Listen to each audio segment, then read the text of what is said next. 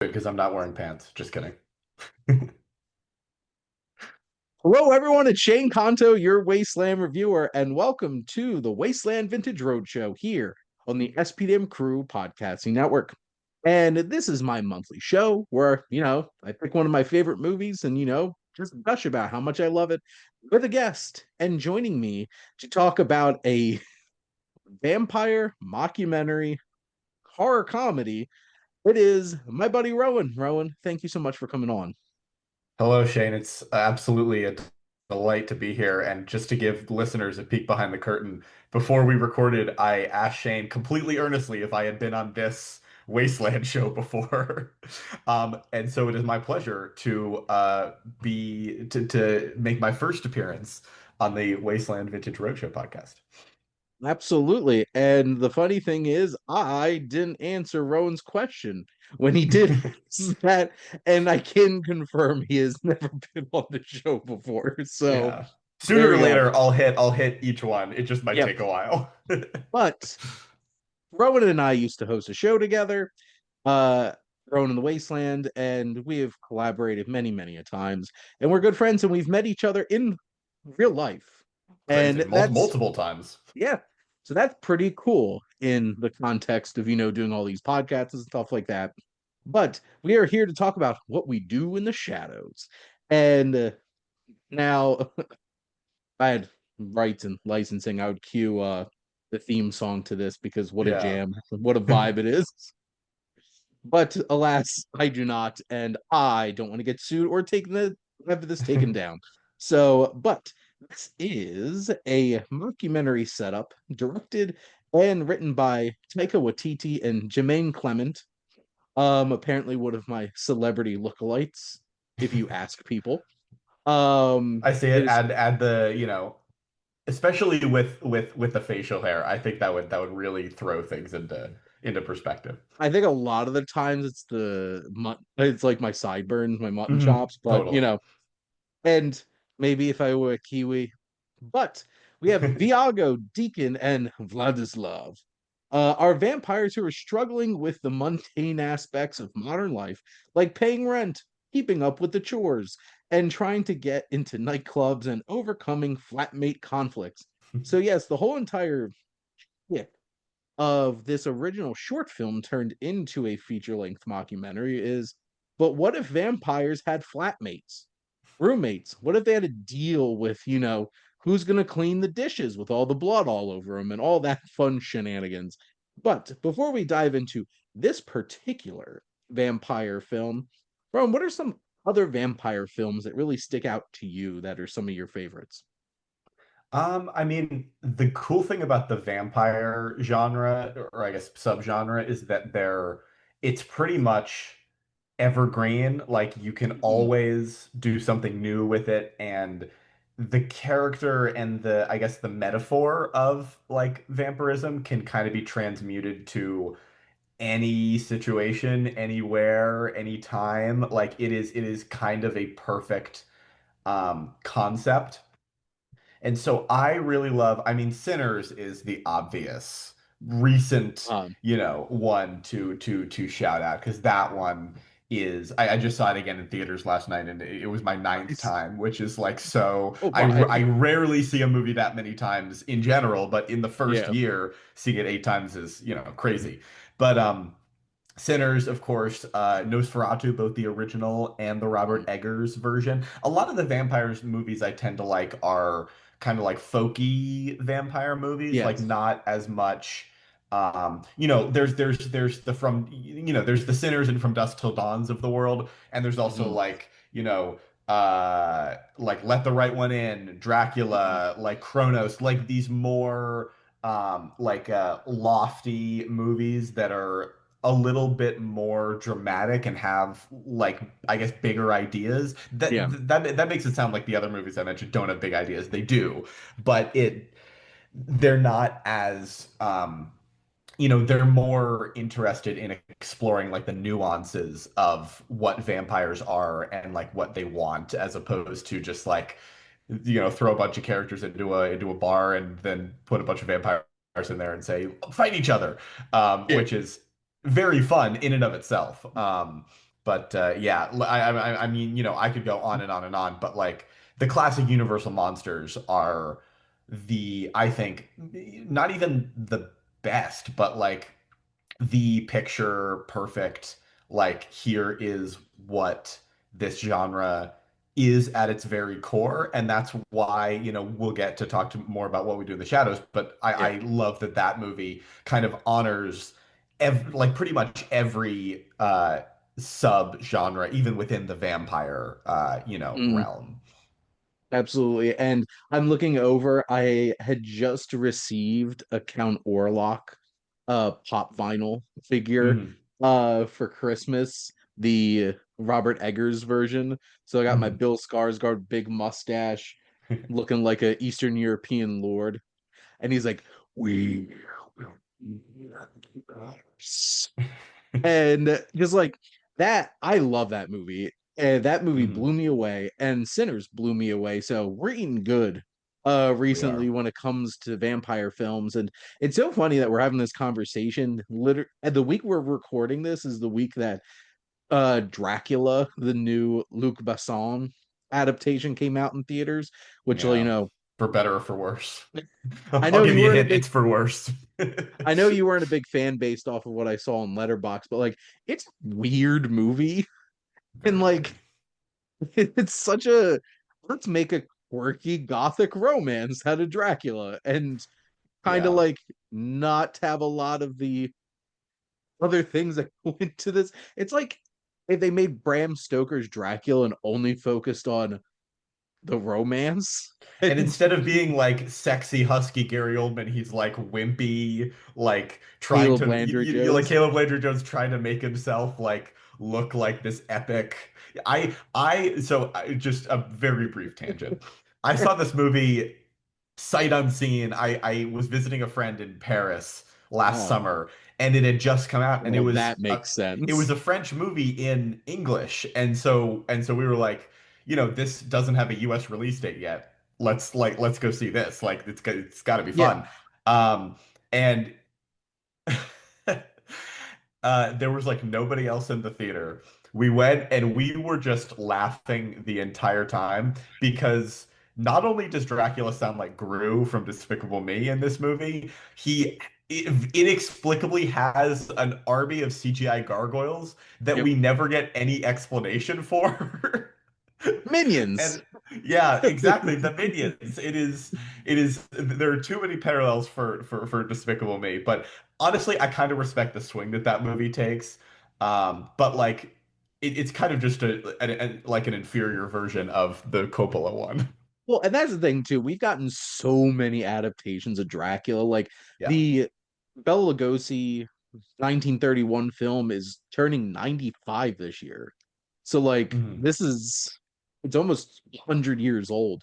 Yeah. And you have the Hammer horror Dracula with Peter Cushing's Van Helsing and Christopher Lee's Count Dracula.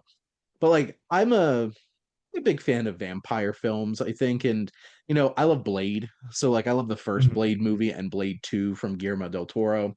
I love The Strain, the show. Like I love the first and fourth Is that the season. The Del second and Toro yep. one? Mm. Yeah. Where the Strigoi and David Bradley is this like aging vampire hunter and stuff like that. And there's a lot of creative things like you mentioned Let the Right One In. I even like Let Me In, the Mhm. remake that why am I blanking on his It's name? Matt Reeves, right? Matt Reeves, who I love his films because he made two Planet of the Apes films and the Batman. And there's a lot of films that really play around with vampirism.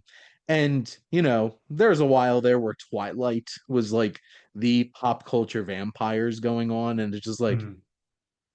what a time. What a time. Yeah. And because like they were big, they were popular. And I'm just happy Robert Pattinson and Kristen Stewart have, found avenues where people don't think they're crap actors anymore. So, Totally. yay. But this is my favorite vampire film, to be perfectly honest, which is why Mhm. I'm talking about it on this show. But kind of like gateway into this, Rowan, what are your general thoughts on Taika Waititi? So I, like most people in America at least, came Mm, upon Taika Waititi with the one-two punch of Thor Ragnarok and Jojo Rabbit. mhm, And then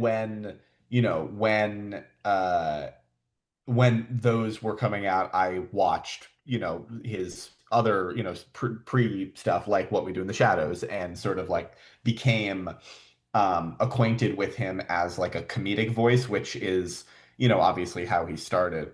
Um, I think he is uh like an incredibly smart filmmaker. And the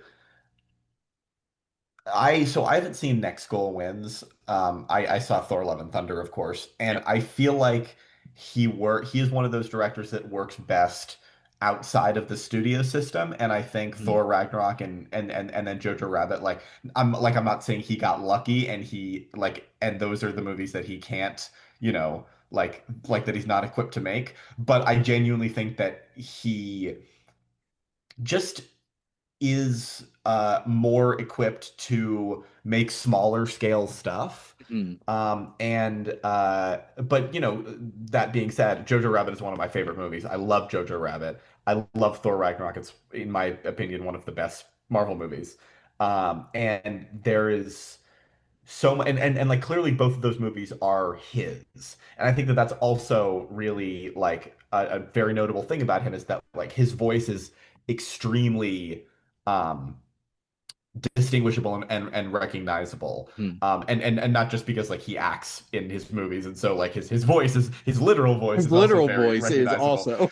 Yeah, but like if you're watching a Taika Waititi movie, for better or for worse, you know it is a Taika Waititi movie. Yeah. And so I think that there is like genuinely a lot to love about him. And honestly think like Jojo Rabbit, I think it's honestly between this and Jojo Rabbit in terms of like what my favorite movie of his is, because they're both so funny and then but also like they feel like complete like they feel like complete stories, and they also feel like they're both like using the movies to say something very specific, but also it never stopped, like none of them ever stop being entertaining. Yeah. So I guess I kind of cut off my Taika Waititi during like after Thor: Love and Thunder. It was like this guy exists before now. It's interesting because like I love him as a filmmaker, Mhm. and I feel like popular culture has soured on him Yeah. so hard. Mhm. And like it's hard to even fathom that Jojo Rabbit's a studio film because Yeah, like right. it's such a weird movie. And I'm like, who bankrolled this? Who was like, this is a commercially viable movie. We're gonna put a bunch of money into this. But now Yeah. obviously like his big commercial coming out party was Thor Ragnarok. And he hit it out of the park. People loved it.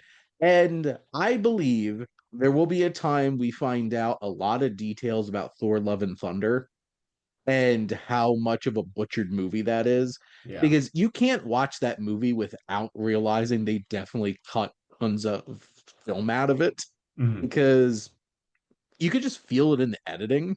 I'm like, this movie feels all chopped up. And I know he was adamant about like, I don't do director's cuts. There's not a director's cut of this. I'm convinced there's like a 2.5 hour cut of that movie somewhere. Yeah. And Bob Chapek ruined it. And I hate you, Bob Chapek, if you're listening. But you know, I really enjoyed Next Goal Wins, and like it was him going back to like a weird, quirkier movie, but also it's more accessible. But I'm a huge, even before I think Thor Ragnarok came out, I saw What We Do in the Shadows, and I absolutely love Hunt for the Wilder People Mhm. as well. Oh, And that is, I really want to see that. That is at the top of my list, honestly. that's a film that, depending on how long I commit to this podcast, it's in my top 100. Like Mhm. I'll eventually get around to it. Yeah. But like that film is so funny, and I don't never thought that I would enjoy Sam Neill more than any other movie that I've seen him in, and he's such great talent. And between him and Julian Dennison and Reese Darby, and even Taika Waititi, who pops up as a priest at one point, and it's ridiculous. Rachel House steals the show, though. She's like, Mhm. I'm gonna come at you. I'm like the Terminator. And she's like his hidden gem in all of his movies. I love her so much. Mhm. But I just love his quirky approach to things. I love his dry humor. It really meshes well for me. And obviously, it really worked out for this 85-minute mockumentary, What We Do in the Shadows. Totally. So, some of the main things, like, obviously, the biggest thing to look at is the fact that, like, this is a mockumentary. Mhm. And I thought they do a fantastic job of leveraging that for a lot of comedic purposes and stuff like that. So, like, I guess Rowan's like, what do you feel like you get most out of the fact that like this is framed in that way? This isn't just, we're watching a bunch of guys hanging out, living together, but it's like this mockumentary setup. It's so interesting because this movie like doesn't like it didn't invent the genre. No. It didn't even I would say it didn't even perfect the genre. It Mm. just did it so well and with such like fun, interesting characters that it like really carved out a name for itself, which I feel like especially now, I mean this was 2014, I believe based on a short film from like the mid 2000s. Yeah. Like even that is it's kind of crazy that because I feel like there's so much mockumentary stuff these days, you, after The Office and those shows, really Mm. made it popular again. Like, obviously Spinal Tap was the first, major mockumentary feature. But like this movie put like a genre spin on it, which I don't Yeah. think had really been done at this level before. If it had, I'm not aware of it. But it feels right for these guys. These guys strike me as like guys that love to improvise, and the genre is the perfect avenue for improvisation. I don't really like, I would love to see a script, but also I just love imagining that so much of this was just made up on the fly, and they were like, oh, like that's great. We'll just like put the effect in later. And it just I like it just makes me smile so much, Yeah. and that is something that like doesn't happen all the time when it comes to like movies like this, but this is just like it's just like a joy machine. Well, and it's so funny because how the characters are, Mhm. they are just hams for the camera. Yes. So like they like especially like Deacon and Vladislav, like they want to talk to the camera. Mhm.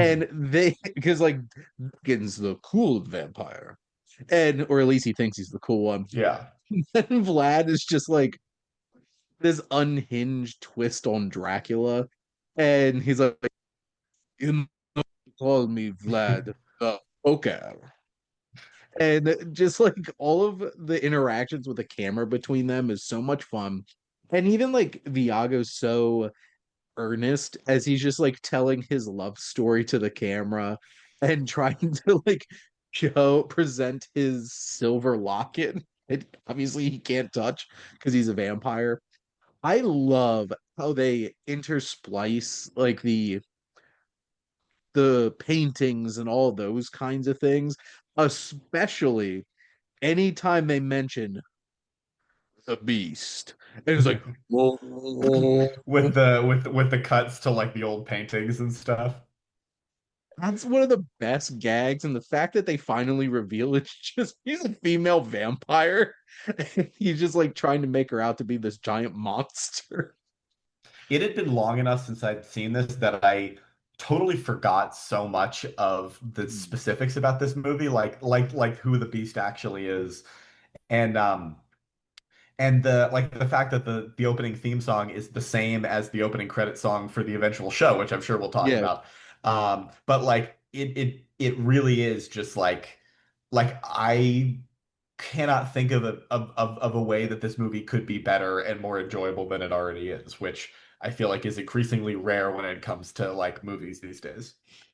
Well, and like I love the open like they do their it's like it's a documentary, so they're gonna do like their title sequence and show you all Yeah. these flashes of stuff. And it's like And the theme song is perfect. Mhm. And then the Plan 9 score is like there's moments where it's like all this Eastern European instrumentship, but then it's so disorienting at times, especially when it's leaning into the horror stuff. It's like these strange ambient like shrieks and squeals out of these instruments. And you know, I think they do a really good job of not skimping on the conceit of the mockumentary. Like they engage with the camera people at times, and there's certain moments where it's You just like can't eat the camera guy. Well, maybe you could eat one camera guy.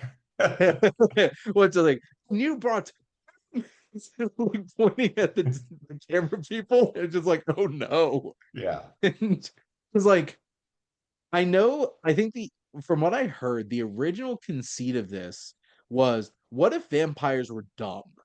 Mhm. And they're not right. Like this Right. is not the sharpest crew, and nor is the group in the show either.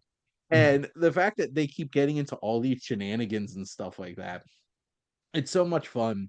Now, Rowan, have you ever like were any of the roommate dilemmas that they dealt with in this relatable to you? The dishes for sure. Not the I love when they're like all of the like you haven't done any of the bloody dishes and the dishes are actually bloody. Bloody. I cr I laughed at that. But never had to deal with any bloody dishes, but definitely like I feel like that is another like evergreen roommate issue. Like it's always going to be the dishes in one respect or not. Yeah, I honestly I think that might be the only one, and I think that that's probably for the best. I think that is really the only like you know legit widespread roommate issue that they deal with. Well, it's so much fun because like they have that little moment, which on top of you haven't done the bloody dishes in 5 years.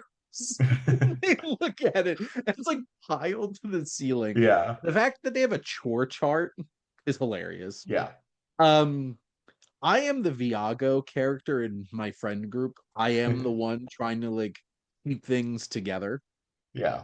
and stuff like that. And it's just one of those types of things where like trying to be the responsible one and control the chaos a little bit. And then I love the it's one of those things is like have you ever had a roommate where they had friends and you didn't like their friends and you're just like why are you bringing these people into our home? Right. And I have never lived alone before. Mhm. So I've always had roommates before I moved in with my wife and it's just like there's so many things that stick out about this. And sometimes you meet a really cool person because of your roommates. And Stu is that really cool person. Love Stu. He's Loves such a to. nice guy. Yeah. Stu's a real one for sure. Now, Rowan, who's your favorite character? See, I feel like they're all like fairly insufferable. Honestly, like Stu seems chill, but also like we never hear him speak really. Um, honestly probably I feel bad. I did just finish this movie like 40 minutes ago. Remind me the name of Taika Waititi's character. Iago. Yeah. Yeah, yeah, yeah. He is like I feel like he is the one that I would get along with the most, like, as like the peacekeeper and like the diplomatic one, like trying to keep everyone together. That is definitely like the kind of person that I would actually get along with. Viago, he's a bit of a dandy. And then, Yeah. like just the fact that they all have these and like Viago being like and Deacon's one of those like young cool vampires and he's He's just like like 183 years old. I think my favorite character out of all of them is definitely Vlad Mhm. because I love Jermaine Clement and I think he's one of the funniest performers out there and I Mhm. don't know why they have him he's just floating around in Avatar land. Let's point out why the hell Do you hire Jemaine Clement for a role and not just let him be a Kiwi when half the rest of the cast are from Australia or New Zealand? Yes. I don't know. But Jemaine Clement's so much fun, and so committed to this bit, and Mhm. he's so dumb. Like he's so dense about things, but also like he's Dracula. Like that's basically who he's Right. playing in this. And I love the moment where Viago opens his door and like there's this void and he's just like floating in the air on a bed with sexy women. And then the door closes and then he opens up and he's just like, "What do you want?" And what was it? Just like him on the computer at the end when he's all like decrepit and stuff like that Yeah. because he's depressed. There's just so many moments and like um Deacon's I think Deacon's a lot of fun because he is one, he's a jerk. Two, Mhm. he thinks so highly of himself that it's entertaining to watch just how arrogant he is. I'll say, was it Nick? I don't like Nick. Nick's annoying. Yeah. Honestly, the only good thing about Nick is that he was friends with Stu. Stu, I guess I am Deacon in this situation because I Yeah. also and Peter, our boy Peter, Peter, aka yeah. Nosferatu. Nosferatu. That was Rowan. Does that scene ever get you where like a Nick's running out the front door into the dark and Peter just comes out of nowhere and tackles him? I know it's It's so coming. good. It still gets Yeah. time. He's Yeah. terrifying. He is. The when Viago like shoves the chicken into his catacomb and you just hear him like rivaling around. I like to It's say is funny because like before he attacks Nick, we only kind of see him as like he's in his coffin and he's not really moving as much, and we're told that he's 8,000 years old, and then we see him in action, and it's like, all right, yeah, I get it. I get why they're all kind of scared of him. and I saw this big thing above me, and then it bit me and turned me into a vampire. It was Peter. And it was Peter. It's over. It is like that's such a great gag. I feel bad for Jackie for Yeah, familiar. Jackie deserved better. Honestly, all the familiars in this totally. universe deserve better, but I feel like Yeah. that's the running joke of the Yes. whole thing, to be perfectly honest. Now, I feel like most people gravitate towards this because it's a comedy, but like, not gonna lie, there's some legitimate creepy horror moments in this. Mhm. So, like, Rowan, what's the highlight for you during the sequence where they're chasing Nick around the house?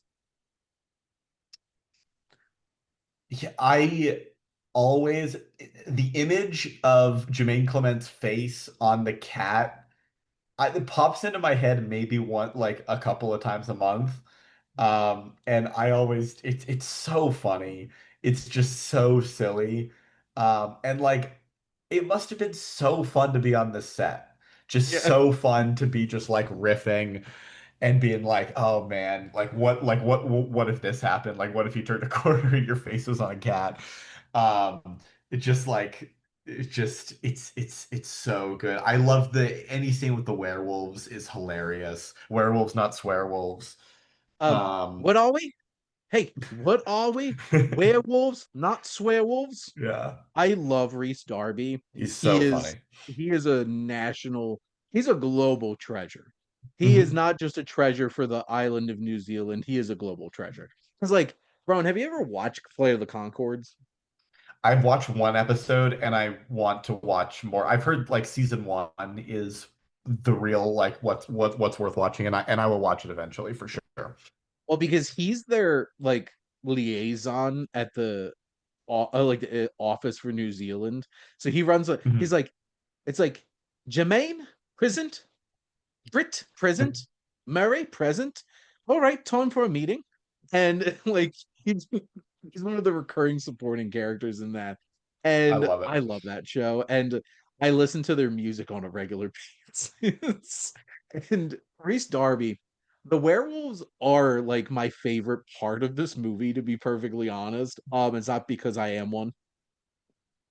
Um, but Reese Darby is so great, and him being like the alpha of a group is hilarious because not gonna lie, he is not an alpha type character in in most things that he's in. Yeah. And Rowan, I don't think people give this movie enough credit. The actual werewolf part at the end of the movie is terrifying. Like the practical effects and look how massive those werewolves are. And they're Mhm. just like this found footage running from them in the dark. I'm just like, this is legitimately creepy and terrifying. And it's so well put together. And all those elements. And I have to say, one of my low key favorite parts of this film is the inspection by By the Officer cops. O'Leary and Minogue. Because have you ever watched Wellington Paranormal? I did watch the first season with my dad when that came out. So you have to watch the rest of it because they're Yeah. fantastic. The two of them, it's them. They're the same characters. They've done an amazing job of spinning off this series Mhm. in terms of world building. Um But honestly, there's just so much fun stuff in the world building with the werewolves, the zombies, all that kind of stuff, and they expanded that into the show. I lost it the episode in the show where they went to the Pine Barrens and met the Jersey Devil, and they beat him by distracting him with Bon Jovi. Uh-huh. I lost it. Being from New Jersey and also South Jersey specifically, I'm just like Right. this so great. But I guess, Rome, are there any other things that really stood out to you about the film that we haven't kind of hit on? Um, well, it's very clear that you can see the bones of the show kind Yep. of everywhere. Mhm. From the familiar stuff to the roommate stuff. Honestly, the ball that they go to, like the creature Yes. ball, I feel like there is one of those events once a season on the show, Mhm. which is like really cool to see. You know, you could very easily imagine like Kristen Shaw's like guide, like being there, Yes. just and just completely blending in. Um, there is like just and like I love this movie. I also really love the show, and the show obviously it's 6 seasons. Like we have so much more Yeah. just by virtue of quantity experience with the show than we do the movie. But it's just so fun after watching the movie after seeing all of the show and just like appreciating where all of that came from. Now, I just came with an idea popped in my head. I think it would be hilarious if they could go back and retcon that the Beast is actually Nadja Yeah, and that Laszlo is there with her, and they get into the confrontation at the ball at the end of this right. movie. Oh my God. But like that ball is so much fun. And that whole setup, and then obviously they go out and they have the whole werewolf thing. Mhm. And this is 85 minutes. This is such an easy watch, Very at easy. least time-wise. And it's so funny, it's creepy. Everybody's just committed to the bit. And Mhm. just the character work is fantastic. Now, honestly, the show is one of my favorite shows, like period. It's so good. It's so good. Um, now this might actually be a hard decision, but who's your favorite character from the show? That is very hard. Um, Probably Laszlo. I could watch him and listen to Matt Berry just like be silly all day. Yep, I And do. it, I yeah, watch clips, reels on Instagram all the time. totally. Yep. And like I just never get tired um like hearing him just say nonsense in his fun voice. Like whenever I go back to New York, I go New York City, Yeah. like all the time while I'm there. I just I mean, but I love all of them. Like that really is an impossible question because like we spent so much time with them. Like Yeah. it is hard not to love all of them. Love Gizmo. Um, Gizmo. I love the fact that Guillermo's in love with Armand from the original interview with the vampire, and it's Antonio Yeah. Banderas. It's like his vampire awakening, but also his gay awakening because Mhm. it's Antonio Banderas. Who could Of course. resist? Yeah. And I love his relationship with Nandor and some of the running gags like Nandor De Laurentiis the, when he pops up on when they interview him on the local news and they call me the relentless because I will not relent. And the crepey paper is always a fun one from the first season. I think the energy vampire idea was one of the most genius things they came up with for that show. Absolutely. Yep. And Colin Robinson is legitimately one of my favorite hero characters. But no, my number one's still Laszlo. Um, Yep. Hard to pass on him, I think. Gay is in, gay is hot. I want some gay. Gay it's gonna be. And just everything. It's like, why do you sound so funny? Oh, we don't talk like this in Arizona. Because like I What's went his name? when Jackie Daytona. Jackie Daytona, regular human bartender. I actually have like a beer glass that says one regular human beverage. Oh, it's so funny. It's just so good. And like the whole cast is fantastic. And I was sad that it went. And I know some people felt like it lost some steam. It didn't for me. I But don't like think it did either. the world building that they did in that show with all the different types of vampires and that whole entire like Rowan, I know you mentioned like each season they had this big thing. That first season Right. where they had the council, and it was Tilda Swinton from that Jim Jarmusch film, Yeah. Wesley Snipes, and then the cast of the movie. And just it was so amazing, all of those things coming together. There's just so many great gags and everything from the show. And Wellington Paranormal is fantastic too. I Mhm. absolutely love that show. And that's like a creature of the week. Like the fact that it's a show from New Zealand and there's only 6 episodes a series and there's only like 4 series is a travesty because I Yep. wanted more. But like it went Yeah. out on such a high though. Now, how I wanted to wrap this up is I thought this would be hilarious to come up with another spin-off. And Rowan, where would you want to see a group of vampires living and being followed around by a documentary crew? Great question. I feel like New York City would have been the obvious one, so I'm Yes, glad that the show knocked that off. Um, Staten uh, Island. Staten Island. I would love to see them maybe somewhere in Europe because everything in Europe has been around for like much longer than anything in America and New Yes. Zealand has been. And so I would love to see like in like France or something, like these vampires who have actually been there for like 700 years or something and have like just extremely outdated ideas about everything. Like I love in this movie when I think it's Taika Waititi who says like yeah, like he has a lot of outdated ideas, and then it comes to Jermaine Clement being like, we could have slaves. And he so casually throws that Yeah, out, and it's so exactly. perfect. It's so funny. We could get slaves. It's just like, no, no, that's not an option. But they do, don't they? Aren't the familiar slaves? Let's be real Basically, here. essentially, yes. So I do think that's also like a joke that like I think you all have a bit of this outdated perspective. But no, Paris would be great. And Yes.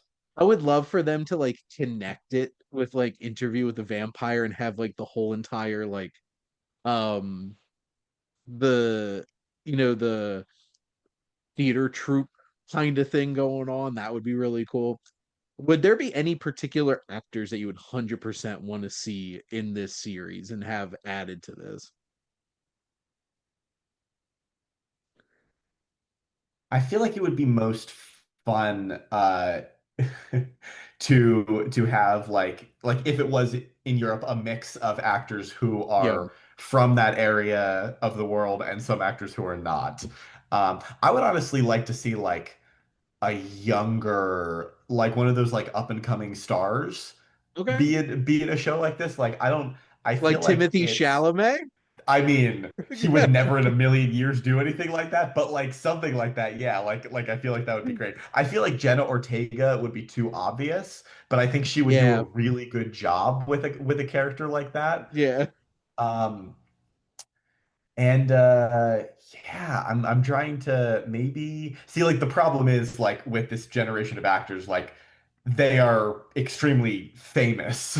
And so Yeah. none of them would like really do anything So like in your this. idea, Yeah. I would love to see Vincent Cassel come in every Yes, so often. totally. Kind of like Doug Jones comes in as the Baron. The Baron. Yeah. And, like Vincent Cassal's like this cool, sexy older vampire that everybody looks up to, and he just like, casually like drops in each season and gets into some shenanigans with them. But I'm trying to think, and I think a really cool one-off big time get would be like Class Bang coming Right. in there. Obviously because he, played Dracula, but like him, like I think he would really fit the vibe with this, and I would love to see him do something fun, to Mhm. be perfectly honest. So I think those would be fun Yeah. with that.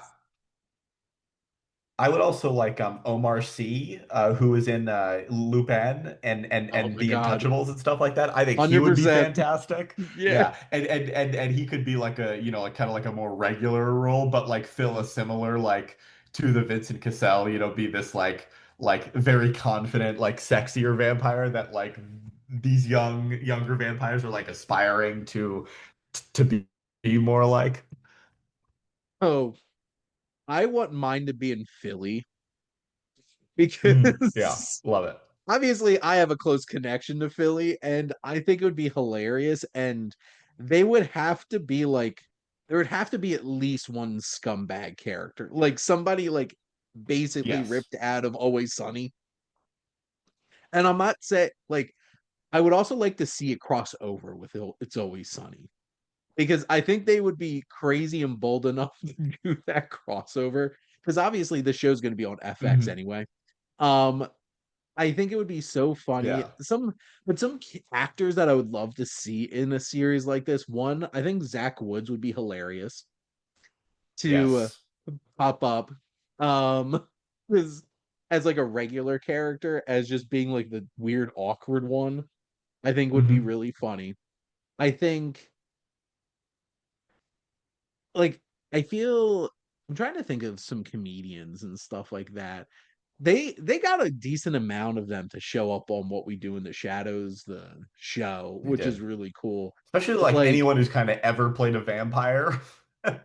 yes. Except for Um, like, your Brad Pitts and your Tom Cruises, but everyone else. yeah, well, I would love for your French one to get Antonio Banderas to pop back up Yeah, again as again. Armand, because that would be the coolest thing to see pop up in it.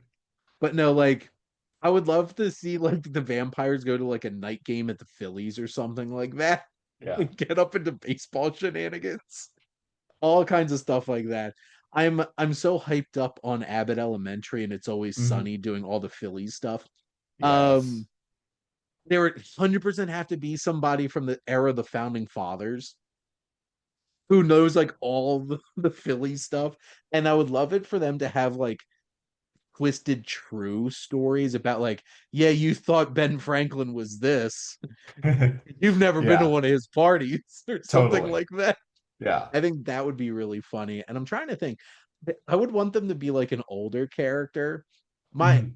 honestly, my dream, and this is 100% because of Hotel Transylvania, is Mel Brooks to be a really old vampire. Yes. But we must protect this man at We all must. costs. We're Yes. Keep lucky him at enough that home. we're lucky enough we're getting Spaceballs too. Um, Yes. but no, there are just so many fun places that you can go with this, and I hope that the end of that version of the show is not the end of like this world, but this is one of my favorite property like franchises and stuff like that. I know it's not like a Mhm. film franchise because it's one short film and a feature length, but like two spin-off shows that are It great is too. it is a franchise for sure. Yeah. Well, like it is a franchise. Multimedia. Yeah. It is exactly, Rowan. It is a Yeah. multimedia franchise.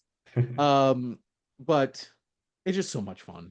I love So, these. so I think fun. this is one of those like $1 million ideas where it's just Hmm. like you just came up with something really special. I'm like, what if vampires were dumb and we recorded them being dumb, and we got so much enjoyment out of it.